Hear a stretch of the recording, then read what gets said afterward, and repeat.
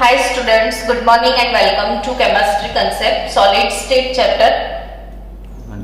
अभी almost and होने वाला है, थोड़े बहुत टॉपिक बाकी हैं, उसमें से आज हम कवर करने वाले हैं इलेक्ट्रिकल प्रॉपर्टी। कौन सा टॉपिक हम आज सीखने वाले हैं?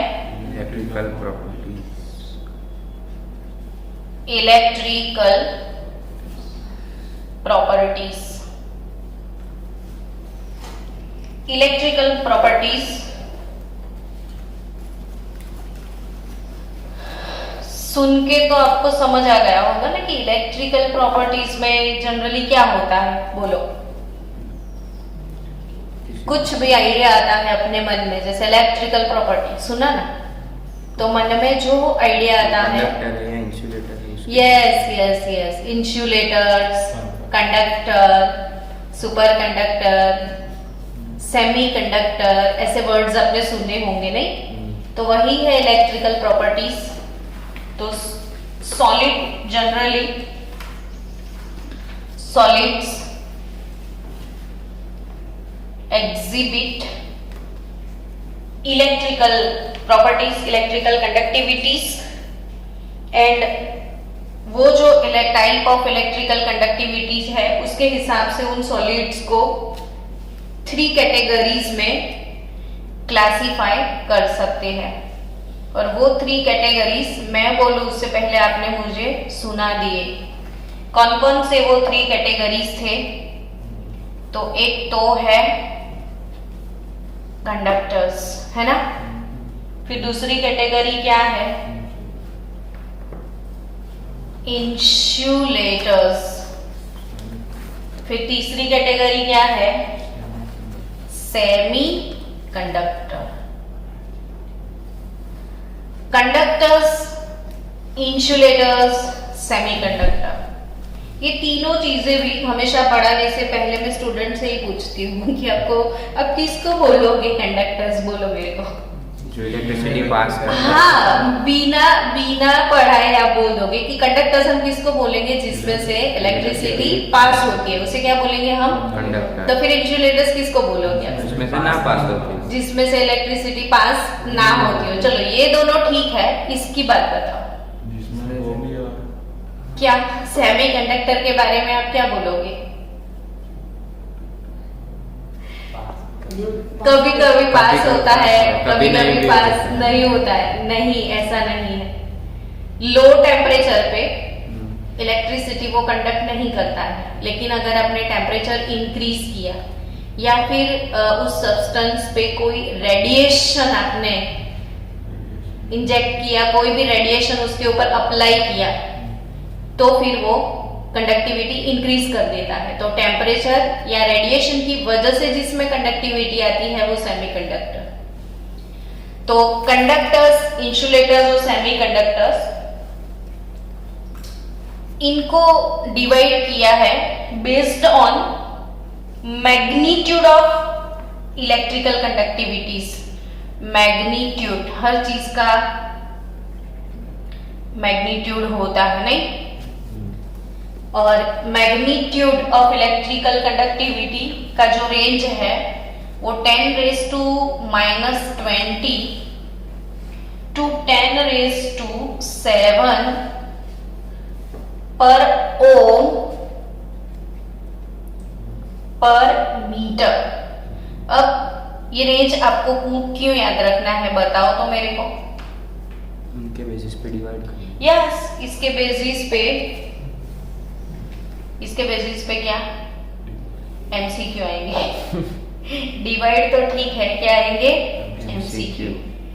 स्टूडेंट्स, ये मैग्नीट्यूड वैल्यू है, टोटल रेंज बताई गई है कंडक्टिविटी की। टोटल रेंज पर ओम पर मीटर कितनी है? 10⁻⁻20 पर ओम पर मीटर टू 10⁻⁷ पर ओम पर मीटर। मैंने क्यों यूनिट पे प्रेशर किया? तो जब आप बोलते हो और यूनिट के साथ बोलते हो तो फिर वो अच्छे से यूनिट आपको याद हो जाए। तो यूनिट याद हो गया? क्या है यूनिट? पर ओम पर मीटर। पर मीटर। किसका यूनिट है ये? कंडक्टिविटीज का, मैग्नीट्यूड का नहीं भाई, मैग्नीट्यूड यानी किसी का माप है ना। तो जो सॉलिड्स की जो कंडक्टिविटी रेंज है, तो वो कंडक्टिविटी का जो मैग्नीट्यूड है वो इसके बीच में होगा। अब सबका अलग अलग मैग्नीट्यूड होगा, किसका मैग्नीट्यूड कितना होगा तो उसे कंडक्टर बोलेंगे, कितना होगा तो वो इंसुलेटर होगा, कितना होगा तो वो सेमीकंडक्टर होगा। ऐसे आपको याद रखना है। तो आपको पहले डेफिनेशन भी लिखना है कि solids with conductivity ranging between the 10 raised to 4 to 10 raised to 7, 10 raised to 4 to 10 raised to 7, 10 raised to 4 to 10 raised to 7 per ohm per meter, 10 raised to 4 to 10 raised to 7 पर ओम पर metre. अगर किसी की conductivity का magnitude 4 to 7 मतलब 10 raised to 4 to 10 raised to 7 पर ओम पर metre के बीच में है, ये वाली रेंज में है, तो इसे हम क्या बोलेंगे? कंडक्टर्स। और जनरली कंडक्टर्स की रेंज में कौन आता है आपको पता है? वेरी गुड कंडक्टिविटी किसकी होती है? तो ऑल मेटल्स। अरे मेटल की तो आप प्रॉपर्टी लिखो ना फिजिकल, तो पहले यही हम लिखते हैं ना, all metals are good conductors of heat and electricity. मतलब वो अपने दिल में, अपने ब्लड में ऐसे ही बह गया है नहीं कि मेटल हमेशा कैसी होती है? गुड कंडक्टर्स होती है। तो मेटल की बात की जाए, metals have conductivity in the order of 10 raised to 7। Generally metal के पास कौन सा कंडक्टिविटी मैग्नीट्यूड होता है? 10 raised to 7। फिर से एक बार बोलो, पर ओम पर मीटर। ठीक है, चलो अब इंसुलेटर का रेंज। तो इंसुलेटर का रेंज समझते हैं। इंसुलेटर कौन सी रेंज में आता है वो बताओ? तो 10 raised to -20 to 10 raised to -10 पर ओम पर मीटर, पर ओम पर मीटर। ये रेंज किसका? इंसुलेटर्स का। और तो सेमीकंडक्टर का रेंज क्या है? 10 raised to -6 to 4, 10 raised to -6 to 10 raised to 4। Yes, ओम और मीटर दोनों नीचे पर ओम पर मीटर। पर ओम पता है आपको? आपको ये पता है कि ये रेजिस्टेंस का यूनिट है ओमेगा। हाँ, और ओम इनवर्स, तो उसे हम ऐसे उल्टा करते हैं। आपको पता है इसका इनवर्स ये होता है। और फिर ऐसा यूनिट बनाया गया है कि अगर इसको हम ओम इनवर्स बोले ना, तो इसका ऑपोजिट MHO कर दिया है। MHO, यस, इट्स अ मो, इट्स अ मो। और ये आप चैप्टर 3 में सीखने वाले हो। फिर हाँ, तू कुछ बोला ना अभी मो के बारे में, साइमन, नया यूनिट है मो का। फिर ये पहले मो कर दिया, फिर साइमन को अच्छा नहीं लगा तो उसने नया यूनिट मो जो है ना, उसी को हम साइमन एस बोलते हैं। सीमेंस भी बोलते हैं कई लोग, लेकिन मैं हमेशा साइमन बोलती हूँ, मुझे अच्छा लगता है। इधर ओम पर मीटर की जगह साइमन नहीं लिख सकते? ओम पर मीटर की जगह लिख सकते हैं ना, साइमन पर मीटर लिख सकते हो आप। इसको पर ओम जो है ना, इसको साइमन पर मीटर आप लिख सकते हो। साइमन पर मीटर तो साइमन इनवर्स नहीं, ohm inverse that is Simon, तो दैट इज साइमन पर मीटर। इंसुलेटर्स की मैं बात करूं तो इंसुलेटर्स आपको समझ में आ गया। सेमीकंडक्टर, उसका रेंज भी आपको समझ में आ गया। अब इसके एग्जांपल तो प्लास्टिक, ग्लास, सब कुछ इंसुलेटर में तो जो कंडक्ट नहीं करते हैं वो सारे इंसुलेटर्स। और सेमीकंडक्टर में जनरली सिलिकॉन, जर्मेनियम, ये सारी मेटल कैसी है? सेमीकंडक्टर। अब आपको मेरे को ये समझाना है कि ये इलेक्ट्रिकल प्रॉपर्टी यानी metals are very good conductors. कोई इंसुलेटर है, कोई सेमीकंडक्टर है तो वो क्यों है वो एक्सप्लेन करना है मुझे, और वो आपकी टेक्स्ट बुक में सेमीकंडक्टर के बारे में एक्सप्लेन किया है। तो चलो हम लोग कुछ नया सीखने के लिए जा रहे हैं, उसे हम बोलेंगे बैंड थियरी। क्या बोलने वाले हैं? Band theory. कौन सी थियरी सीखने के लिए आप जा रहे हो? Band theory. तो इलेक्ट्रिकल प्रॉपर्टी, और उसी में हमें सीखना है बैंड थियरी। अच्छा बच्चों, मुझे ये बताओ कि सिलिकॉन जो है उसका इलेक्ट्रॉनिक कॉन्फ़िगरेशन क्या है? सिलिकॉन का इलेक्ट्रॉनिक कॉन्फ़िगरेशन क्या है? सिलिकॉन नंबर बोलो, एटॉमिक नंबर सिलिकॉन का कौन सा है? इस पे ध्यान ज्यादा रखो। 14। सिलिकॉन का 14 नंबर कौन सा है? 14। फास्फोरस का 15। सल्फर का 16। तो चलो, सिलिकॉन का नंबर 14 है। कॉन्फ़िगरेशन बोलो। 284 वाला नहीं, अपना रूटीन कॉन्फ़िगरेशन। नियॉन आएगा ना 14 से पहले। सिलिकॉन कौन से ग्रुप का मेंबर है? 16। सिलिकॉन कौन से ग्रुप का मेंबर है? 16। तो सिलिकॉन काशी गए शंकर प्रभु 14 ग्रुप का मेंबर है। कौन से ग्रुप का मेंबर है? 14 ग्रुप का। तो 14 ग्रुप का जनरल कॉन्फ़िगरेशन क्या है? NS2 NP2। तो नियॉन 3s2 3p2, ये 10 इलेक्ट्रॉन इसमें है, 2 इसमें है, 12 और 2 इसमें है, 14। तो सिलिकॉन का number Z is equal to 14, neon 3s2 3p4 है ना। तो ये सिलिकॉन का इलेक्ट्रॉनिक कॉन्फ़िगरेशन हुआ। Neon 3s2 3p2। अब आपको एक चीज समझनी है कि नियॉन 3s2 यानी 3s, उसमें आपके पास 2 इलेक्ट्रॉन है। 3p2, p has 3 sub orbital, और p में भी आपके पास 2 इलेक्ट्रॉन है, पर ये थर्ड ऑर्बिट है ना, और जो लास्ट ऑर्बिट होती है उसे हम क्या बोलते हैं? Valence orbit. क्या बोलते हैं? Valence orbit. तो ये फील्ड वैलेंस ऑर्बिट है। जो लास्ट नंबर 3 दिख रहा है आपको, तो 3 नंबर का जो ऑर्बिट रहता है ना बच्चों, उसमें s तो होता है, p तो होता है, उसके बाद जानते हो d भी तो होता है। अब वो वैकेंट है, d में इलेक्ट्रॉन नहीं है यहाँ पे, तो ये वैकेंट ऑर्बिटल है। लेकिन ऑर्बिट तो है ना, 3 नंबर के शेल में s भी होता है, p भी होता है, d भी होता है, लेकिन हमारे पास जितने इलेक्ट्रॉन होते हैं वो फिल हो जाते हैं, और नहीं होंगे तो वो ऑर्बिट वैकेंट हो जाएगी। यानी वैलेंस ऑर्बिट में ये वैकेंट ऑर्बिटल है, और ये कैसे है? Filled orbital. आपको जब तक समझ नहीं आता तब तक आप मुझे बोलो, मैं पढ़ाने के लिए तैयार हूं।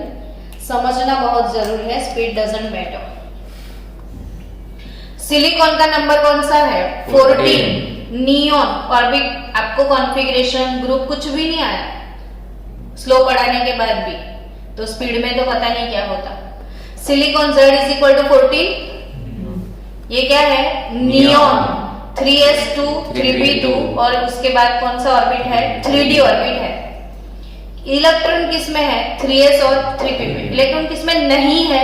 3d में। समझ रहे हो?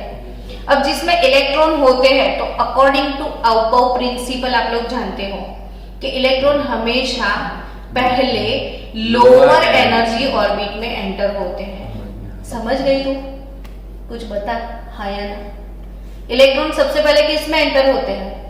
लोअर। तो ये ऑर्बिटल्स कैसे है? Lower energy.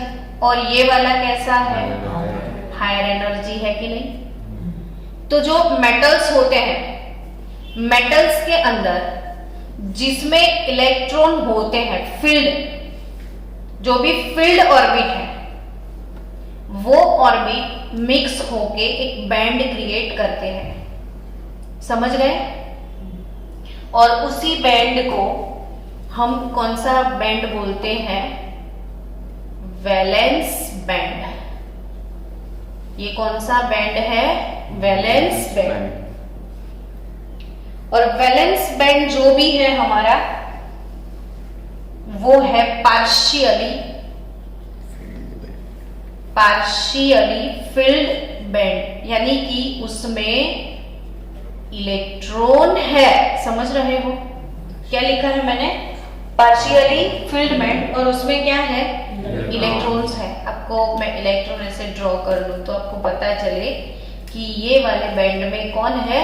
इलेक्ट्रॉन है। ये वाले बैंड को हमें क्या बोलना है? Valence band. क्या बोलेंगे हम? Valence band. आया समझ में? किससे बना ये वाला बैंड? इलेक्ट्रॉन से फील्ड ऑर्बिट जो थी, जैसे 3s और 3p से वैलेंस बैंड बन गया। अब ये ऑर्बिट कैसी है? वैकेंट। तो वैकेंट ऑर्बिट से और एक बैंड बनेगा। इसे क्या बोलते हैं? बोलो। Conduction band. इसे बोलना है कंडक्शन बैंड। ये जो सब ऑर्बिटल्स है वो मिक्स होकर बैंड। यस, ये वैकेंट ऑर्बिट से बनेगा कंडक्शन बैंड, और फील्ड ऑर्बिट से क्या बनेगा? Valence band. आया कि नहीं समझ में? अब आपको ध्यान से समझना है, ये लोअर एनर्जी बैंड है, ठीक है? और ये क्या है? Higher energy band. ये क्या है? Higher energy band. और ये क्या है? Lower energy band. ये कंडक्शन बैंड, ये वैलेंस बैंड। कैसे क्रिएट हुआ मुझे फील्ड से समझाओ, मुझे कोई जल्दी नहीं है। फील्ड ऑर्बिट मिक्स होके वैलेंस। ये फील्ड ऑर्बिट मिक्स होके क्या बना? Valence band. और एम्प्टी ऑर्बिटल जो वैकेंट है उससे क्या बना? कंडक्शन। कंसेप्ट क्लियर सबका? और ये हायर एनर्जी बैंड है ना, और ये लोअर, यानी कि दोनों की एनर्जी के बीच में क्या है? डिफरेंस। यस। और उसी डिफरेंस को आपको बोलना है फॉरबिडन जोन या एनर्जी गैप। क्या बोलोगे अब इसको? एनर्जी गैप या फॉरबिडन जोन। क्या बोल सकते हो? फॉरबिडन जोन या एनर्जी गैप। Clear concept? अब मेरे को फिर से समझाना है, भले आप कंटल जाओ। ये सिलिकॉन है, ये नियॉन है, ये इसका कॉन्फ़िगरेशन। ये इसमें इलेक्ट्रॉन है, इसमें नहीं है। जो इलेक्ट्रॉन से फील्ड थे, पार्शियली फील्ड, उन्होंने मिक्स होकर एक बैंड बनाया जो वैलेंस बैंड, और जो वैकेंट था उससे एक बैंड बना कंडक्शन बैंड। ये था लोअर एनर्जी बैंड जिसमें इलेक्ट्रॉन थे, ये था हायर एनर्जी बैंड जिसमें इलेक्ट्रॉन नहीं थे। दोनों की एनर्जी के बीच में गैप था, उसे हमने बोला एनर्जी गैप और अ फॉरबिडन जोन। डन। अब होगा क्या? अब होगा क्या कि एनर्जी गैप काफी कम होता है। किस में पता है? कंडक्टर्स में। तो आप अच्छे से समझ गए कि व्हाट इज कंडक्टर्स। तो कंडक्टर्स के अंदर वैलेंस बैंड और कंडक्शन बैंड में गैप बहुत कम होता है। अब आप सोचोगे कि उसको और इलेक्ट्रिसिटी को क्या लेना देना? इलेक्ट्रॉन का फ्लो। यस। तो what is electricity? Flow of electron. of electron is nothing but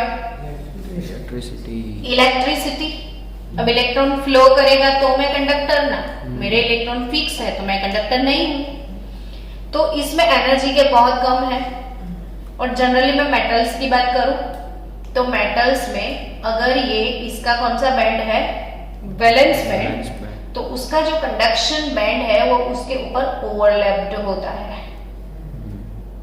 overlapped मतलब अगर ये वो वाला बैंड है तो दूसरा ऐसे ओवरलैपिंग हो जाएगा। अब ओवरलैप है तो दोनों के बीच में एनर्जी गैप कैसा है? कम। तो इसके इलेक्ट्रॉन इजीली जाएंगे, इजीली। ये सारे electron VB to CB easily move हो जाएंगे। क्या बोला मैंने? VB to CB easily move हो जाएंगे। इलेक्ट्रॉन कहां से कहां? VB to CB easily move होते हैं। Electron VB to CB easily move होते हैं। किसमें? मेटल्स में। मेटल्स में। So that metals are very good conductor of electricity. Done. Also heat. तो अब आई थिंक मुझे आप खुद ही बता दोगे कि इंसुलेटर क्या होंगे। बहुत लार्ज गैप। बहुत लार्ज गैप है ना। ये कौन सा बैंड? चलो बैंड रिवाइज करो। ये कौन सा बैंड? वैलेंस बैंड, जो कि लोअर एनर्जी बैंड, जिसमें इलेक्ट्रॉन है। तो दिखा दे उन इलेक्ट्रॉन को। चलो ऊपर वाला बैंड कौन सा? Conduction band. कंडक्शन बैंड, दोनों के बीच में large forbidden zone, energy gap. तो वेरी लार्ज एनर्जी गैप है तो इलेक्ट्रॉन को जंपिंग जपाक करना है, लेकिन डेस्टिनेशन काफी दूर है। आया कि नहीं समझ में? अब अगर आपको कोई आके पूछे कि why diamond is a insulator, very large gap between conduction band, तो आप बोल सकते हो ना कि in diamond there is a very large forbidden zone और a very large energy gap between valence band and conduction band, so that electron of valence band cannot move in conduction band. So diamond is a insulator. Done. Okay, तो फिर semiconductor के बारे में आप मेरे को बताओ ना। थोड़ी सी गैप। थोड़ी सी गैप। कितने स्मार्ट हो आप लोग। थोड़ी सी गैप, पर गैप तो है ना। यानी वो जो थोड़ा सा गैप है ना, वो इसके और इसके बीच में होगा। More than conductors. ओवरलैपिंग सिर्फ मेटल्स में ही होता है। हाँ, ओवरलैपिंग सिर्फ मेटल्स में। बाकी कंडक्टर्स में जनरली माइनर गैप रहता है, बट मेटल्स में और वैसे भी यार कंडक्टर सारे मेटल ही तो है, या मेटल के ऑक्साइड ही तो है। समझ गए? तो ये क्या समझे आपकी, इसमें एनर्जी गैप जो है वो इन दोनों के बीच का है। अब इसमें इलेक्ट्रॉन है, सोच रहे हैं मेनू जाना है ना। तो मेनू जाना है तो कूद कौन जाएंगे? वो जिसमें थोड़ी बहुत ज्यादा एनर्जी होती है, और जो कमजोर होंगे, यानी ये क्लास के रैंकर है, वो तो जंप मार के चले जाएंगे स्पीड में, है ना, और पास भी हो जाएंगे। लेकिन जो क्लास के एवरेज बच्चे हैं ना, वो इतना जंप नहीं मार सकते हैं। वो केमिस्ट्री के टीचर समझ सकते हैं। तो समझो आप कि ये जो कौन से इलेक्ट्रॉन है ना, एवरेज इलेक्ट्रॉन, लोअर एनर्जी वाले, वो इधर जंप मार के नहीं जा सकते। तो उनके लिए क्या करना पड़ता है कि अगर कहीं अपने टेम्परेचर थोड़ा बहुत इंक्रीज कर लिया, क्या कर लिया? Temperature increase. तो इसने बॉर्नविटा पिया, अब जोश आया पार्टी में, एंड पार्टी कैन जंप। तो पार्टी ऐसे जंप मार के ऊपर चली जाएगी, यानी लोअर टेम्परेचर पे वो जंप नहीं करेगा। बट अगर टेम्परेचर इंक्रीज किया तो इलेक्ट्रॉन एनर्जी को एब्जॉर्ब करके वैलेंस बैंड से कंडक्शन बैंड में इजीली जा सकते हैं। और इसे ही क्या बोलने वाले हो आप? Semi conductor. तो सेमी कंडक्टर वाले फंडा में सारे बच्चे कंफ्यूज होते हैं कि सेमी कंडक्टर में कैसे इलेक्ट्रिसिटी कंडक्ट होती है। तो हमेशा बच्चे वही आंसर देते हैं, जो कंडक्ट करता है वो कंडक्टर, नहीं करता है वो इंसुलेटर। और सेमी कंडक्टर की बात आती है तो पता नहीं, दोनों के बीच में कुछ होगा, पर वो क्या है वो समझ में आया कि दोनों के बीच में गैप बहुत ज्यादा नहीं है, इससे थोड़ा ज्यादा है, इससे थोड़ा कम है। तो लोअर टेम्परेचर पे वो जंप नहीं करेंगे, बट हायर टेम्परेचर पे जंप कर जाएंगे। या कोई फिर रेडिएशन अप्लाई होगा, लोअर टेम्परेचर पे जो भी 2-4 रैंकर होंगे वो जाएंगे, पर उसकी हाँ लोअर टेम्परेचर पे थोड़े बहुत जाएंगे, उसकी वजह से थोड़ी थोड़ी कंडक्टिविटी मिलेगी। लेकिन जैसे जैसे टेम्परेचर इंक्रीज होता है उससे ज्यादा बढ़ेगी, तो कंडक्टिविटी इंक्रीज होती है। किसमें? सेमी कंडक्टर में। हाँ, स्पेशली। चलो अब आगे बढ़े। तो हमारा आज कौन सा टॉपिक खत्म हुआ? Conduction of electricity in metals conduction of electricity in semiconductors also. तो अब इसके बाद हमें कुछ और सीखना है। चलो next, explain conductivity in what? Semiconductor. Semiconductor, तो वो वाले दो बैंड याद करो ना आप। लोअर एनर्जी बैंड कौन सा था? Valence band. Valence band. Higher energy band कौन सा था? Conduction band. Conduction band. तो वैलेंस बैंड में ज्यादातर इलेक्ट्रॉन होते हैं, ठीक है। और electron can move valence band to conduction band, और उसकी वजह से आपको इलेक्ट्रिसिटी मिलता है, ठीक है। लेकिन इन सेमीकंडक्टर फॉरबिडन जोन, या इसे क्या बोलते हो आप? एनर्जी गैप कंपैरेटिवली हाई होता है। किसकी कंपैरिजन में? कंडक्टर से लार्ज एनर्जी गैप है और इंसुलेटर से लेस एनर्जी गैप होता है। नाउ आपको याद रखना है कि the conductivity of insulator, semiconductor, conductivity of what?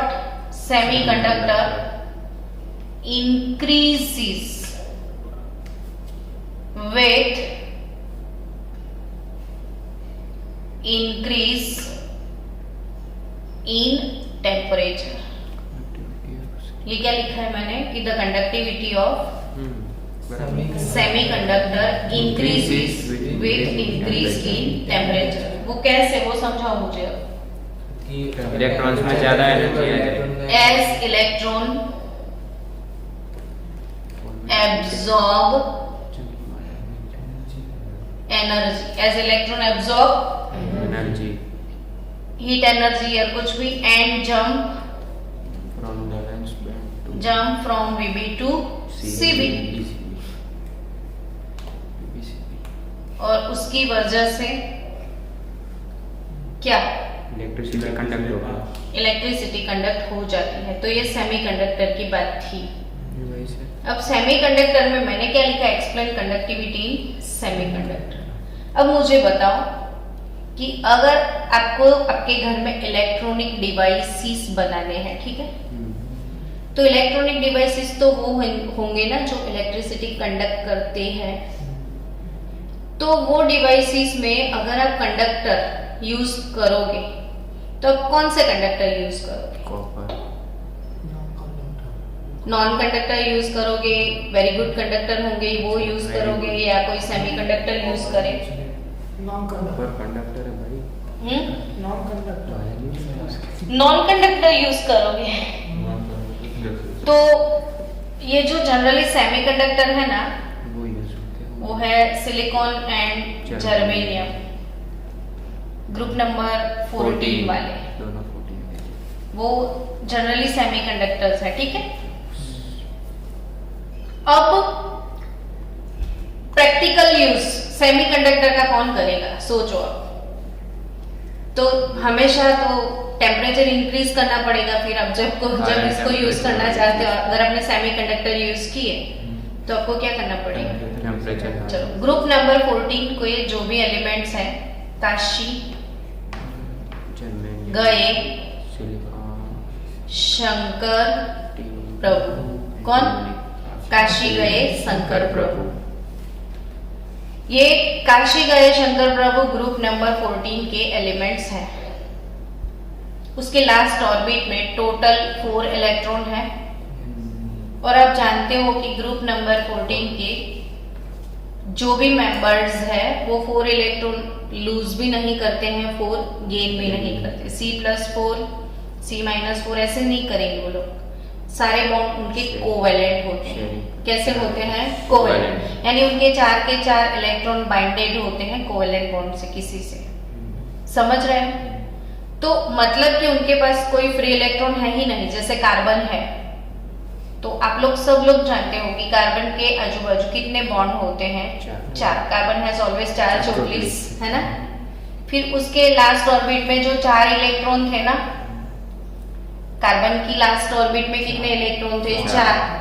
वो 4 इलेक्ट्रॉन उसने कोवैलेंट बॉन्ड बनाने में लगा दिए, यानी आप समझे कि उसके पास कोई फ्री इलेक्ट्रॉन है ही नहीं। और जब मेरे पास फ्री इलेक्ट्रॉन नहीं है तो कंडक्टिविटी आने का तो कोई चांस ही नहीं है, समझ रहे हो? तो उसके इलेक्ट्रॉन्स बाइंडेड होते हैं कोवैलेंट बॉन्ड से, और तभी ये सारे कैसे कंडक्टर है? Semi conductor. और उनको इंट्रिंसिक कंडक्टर भी बोल सकते हो। क्या? Intrinsic conductor. सेमी कंडक्टर का दूसरा नाम क्या है? Intrinsic conductor. समझ रहे हो बात को? अब स्टूडेंट प्रैक्टिकल यूज सोचो आप कि जो टेम्परेचर की वजह से कंडक्टिविटी है उसका प्रैक्टिकल यूज तो पॉसिबल ही नहीं है ना। मैं क्या बोल रही हूँ, समझ रहे हो? तो सेमीकंडक्टर कोई क्यों सिलेक्ट करे? सुपर कंडक्टर ही सिलेक्ट करे। तो फिर सेमीकंडक्टर जो कि लोअर टेम्परेचर पे इलेक्ट्रिसिटी कंडक्ट नहीं करते हैं, हायर टेम्परेचर पे करते हैं, तो उनका अगर हमें यूज करना है और वो सेमीकंडक्टर से उन्हें हमें कंडक्टर बनाना है, तो फिर हम कैसे उसको बना सकते हैं? तो इसके अंदर कोई ना कोई इम्प्योरिटी डाल के, समझे? इसके अंदर क्या करना है? कोई ना कोई इम्प्योरिटी डालना है, और उसी प्रोसेस को हम बोलने वाले हैं डॉपिंग। समझे आप? क्या बोलेंगे? डॉपिंग। क्या बोलेंगे? डॉपिंग। तो डॉपिंग का डेफिनेशन मेरे साथ लिख दो पहले कि the process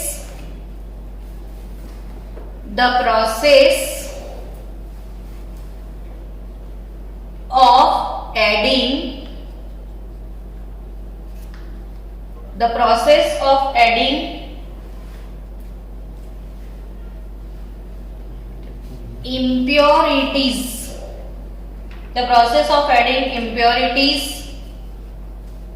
to a crystalline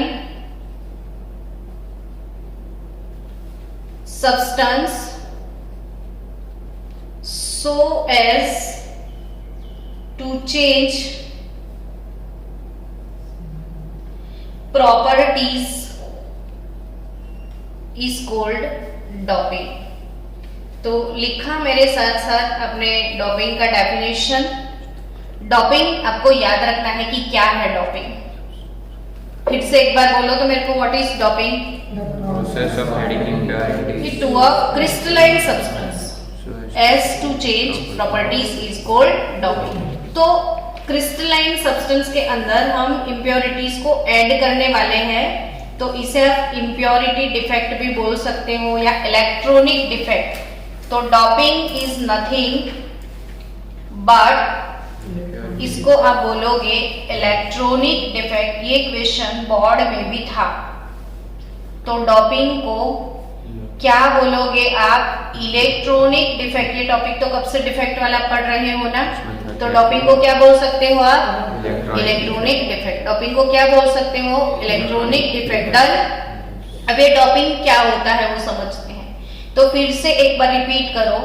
group number 14 के मेंबर जो भी सेमी कंडक्टर है, काशी गए, शंकर प्रभु फ्लावर लेके। ग्रुप नंबर 14 के मेंबर है सेमी कंडक्टर, इंट्रिंसिक कंडक्टर। अब हमें सीखना है पी टाइप डॉपिंग। क्या? P type doping and N type doping. P type doping and क्या? N type doping. डॉपिंग में एक ही पी होगा। तो P doping and N doping क्या है? P for positive, N for negative. अब ग्रुप नंबर 13 वो भी बताओ। चलो ग्रुप नंबर 13। तो बाल गए इंडियन तेल से वापिस नहीं आएंगे। मान लो मुझे गैलियम के साथ सिलिकॉन को मिक्स करना है। गैलियम के साथ किसको? सिलिकॉन को। तो दो सिलिकॉन में मैंने किसकी इंप्योरिटी डाल दी? गैलियम की। उसे मुझे बोलना है डॉपिंग। तो उसकी वजह से उसकी प्रॉपर्टी क्या होगी? चेंज। तो क्यों होगी? तो आपको ऐसे समझना है कि इसके लास्ट ऑर्बिट में 3 इलेक्ट्रॉन होंगे, इसकी लास्ट ऑर्बिट में 4 इलेक्ट्रॉन होते हैं। आपको 13-14 ग्रुप नहीं आता है, तो एग्जाम के अंदर कि ये पी टाइप डॉपिंग है या एन टाइप डॉपिंग आप आइडेंटिफाई नहीं कर पाओगे। यानी अभी भी बच्चों टाइम है, पीरियोडिक टेबल प्रिपेयर करो। तो पी टाइप डॉपिंग और एन टाइप डॉपिंग की बात है, तो 13 ग्रुप के मेंबर नहीं पता है, 14 के मेंबर नहीं पता है, तो आप आइडेंटिफाई नहीं कर पाओगे। तो 13 का अगर गैलियम है, 14 का अगर कौन है, सिलिकॉन, और उसका डॉपिंग हो रहा है, तो 3 + 4 कितने इलेक्ट्रॉन हुए, 7। तो जनरली तो ऑक्टेट होता है, ये 7 हो गया। एक इलेक्ट्रॉन कम है तो इसे पॉजिटिव डॉपिंग बोलेंगे। इलेक्ट्रॉन ज्यादा होते हैं तो नेगेटिव डॉपिंग, इलेक्ट्रॉन कम होते हैं तो पॉजिटिव डॉपिंग। कितना शॉर्टकट से समझा दिया, समझ में आ गया कि आपको क्या याद रखना है, 13 और 14 का मेंबर मिक्स करते हो आप, तो पी डॉपिंग। क्यों पी डॉपिंग वो समझाती हूँ। अब समझो कि हमारे पास सिलिकॉन है, किसका स्ट्रक्चर है, सिलिकॉन का। तो सिलिकॉन ऐसे 4 बॉन्ड्स बनाते हैं ना, कितने बॉन्ड सिलिकॉन के बनते हैं, 4, क्योंकि इनकी वैलेंस ऑर्बिट में 4 इलेक्ट्रॉन है। तो ये सिलिकॉन का ऐसे स्ट्रक्चर होगा। आया कि नहीं समझ में, ये किसका स्ट्रक्चर है, सिलिकॉन का। अब आप सिलिकॉन में किसका डॉपिंग किए हो वो बताओ। गैलियम का डॉपिंग किया, सिलिकॉन में किसका डॉपिंग किया, गैलियम का। गैलियम कौन से ग्रुप का मेंबर है, तो बाय चांस इधर गैलियम डाल दिया, सिलिकॉन के बदले क्या डाल दिया, गैलियम। 4 बॉन्ड तो अब 4 बॉन्ड तो गैलियम के बनेंगे नहीं, वो तो 13 ग्रुप का मेंबर है, तो इसके तो 3 बॉन्ड बनेंगे, तो ये बॉन्ड टूट जाएगा और सिलिकॉन का इलेक्ट्रॉन ऐसे फ्री हो जाएगा, प्लस चार्ज है ना। प्लस चार्ज नेगेटिव चार्ज कुछ भी नहीं आएगा, उसका खुद का इलेक्ट्रॉन है जो उसने बॉन्ड में यूज किया था, तो एक इलेक्ट्रॉन फ्री हो गया। दिल से समझ आया ये चीज, ये सारी चीजें टेक्स्ट बुक में नहीं मिलेगी आपको, ये चीजें समझ में आई आपको। यस। तो गैलियम इधर आ गया तो 3 बॉन्ड ही होंगे, एक बॉन्ड ब्रेक हो गया, सिलिकॉन का एक इलेक्ट्रॉन फ्री हो गया, और फ्री इलेक्ट्रॉन तो इलेक्ट्रिसिटी कंडक्ट करते हैं, जहां जहां फ्री इलेक्ट्रॉन वहां घूमते रहेंगे, है ना। तो फिर अगर आपको इसने वो सिलिकॉन मतलब सिलिकॉन के अंदर जर्मेनियम का जिधर जिधर डॉपिंग हो जाएगा वहां पे फ्री इलेक्ट्रॉन आ जाएंगे, फिर इसको आपने कनेक्ट कर दिया पॉजिटिव नेगेटिव पोल के साथ, तो ये जो इलेक्ट्रॉन्स है ना वो पॉजिटिव पोल की तरफ मूव होने लग जाएंगे, एंड ड्यू टू दैट ये इलेक्ट्रिसिटी कंडक्ट करने लग जाएगा। और इसे कौन सा डॉपिंग हम बोलेंगे, पी टाइप डॉपिंग। क्या बोलेंगे, पी टाइप डॉपिंग। किसको समझ में आया, रियली समझ आया। तो ये इलेक्ट्रॉन फ्री हुआ, और फ्री इलेक्ट्रॉन एक्सेस इलेक्ट्रॉन जो है इसकी वजह से इलेक्ट्रिसिटी पास हो जाएगी वहां पे। यहाँ पे कुछ भी नहीं है, तो ये गैप हो गया ना, हॉल हो गया। क्या हो गया, इधर हॉल, ये इसका इलेक्ट्रॉन है, इधर क्या हो गया, हॉल। और ड्यू टू हॉल जहां जहां गैलियम आएगा एक हॉल क्रिएट होगा, और वो हॉल क्रिएट होने की वजह से हाँ एक इलेक्ट्रॉन फ्री हो जाएगा, एक फ्री हो जाएगा, एक हॉल हो जाएगा, और हॉल के अंदर भी इलेक्ट्रॉन जंपिंग जपक करेंगे इधर से इधर, इधर से इधर। तो due to hole electricity conduct होने लग जाएगी, ड्यू टू व्हाट, हॉल। आया कि नहीं समझ में। अब समझो कि अगर आपके पास कौन सा डॉपिंग है, नेगेटिव डॉपिंग, तो 14 के बाद कौन सा ग्रुप आता है, 15 ग्रुप के मेंबर बताओ चलो। नाना पाटेकर, ऐश्वर्या, सब भिखारी, मॉस्कोवियम। बाय चांस आपने सिलिकॉन में क्या डाल दिया, फोस्फोरस या आर्सेनिक डाल दिया। अब सिलिकॉन में आर्सेनिक डाल दोगे आप, तो चलो गैलियम की जगह पे कौन आ गया, आर्सेनिक। 4 बॉन्ड तो बनाएगा, फिर भी और एक इलेक्ट्रॉन होगा एक्सेस। वो उसमें हॉल क्रिएट हुए थे, यहाँ पे कुछ नहीं था, ब्लैंक था, हॉल क्रिएट हुआ, यहाँ पे और एक इलेक्ट्रॉन बढ़ गया सिस्टम में। तो वैसे ही पॉजिटिव नेगेटिव पोल लगा लो, फ्री इलेक्ट्रॉन है ही तो मूव हो जाएंगे। लेकिन इसमें एक्सेस इलेक्ट्रॉन होते हैं तो चार्ज नेगेटिव होता है ना, और यहाँ पे कम इलेक्ट्रॉन थे तो चार्ज पॉजिटिव हो गया, हॉल होते हैं। तो हॉल की वजह से तो P type doping, negative electron ज्यादा है, इलेक्ट्रॉन एक्सेस है, वैसे भी पता चल जाएगा कि 14 की लास्ट ऑर्बिट में 4, 15 की लास्ट ऑर्बिट में 5, तो टोटल हो गए 9। हमें चाहिए ऑक्टेट, एक इलेक्ट्रॉन एक्सेस है। ये सब ना बनाए डायरेक्ट उधर से पता चला। हाँ जैसे ही पता, पर मेरे को ये समझाना पड़े ना कि ये कैसे हुआ, इसलिए मैंने समझाया। तो आपको क्लियरली समझ आया कि सिस्टम में एक 14 में अगर 15 का डॉपिंग कर दिया तो वो डॉपिंग कौन सा है, एन टाइप डॉपिंग, और 13 में अगर आपने 14 का डॉपिंग कर दिया तो वो कौन सा है, पी टाइप डॉपिंग। क्लियर। अब आपको नेक्स्ट वीडियो में मिलेगा इंपॉर्टेंस ऑफ सेमीकंडक्टर।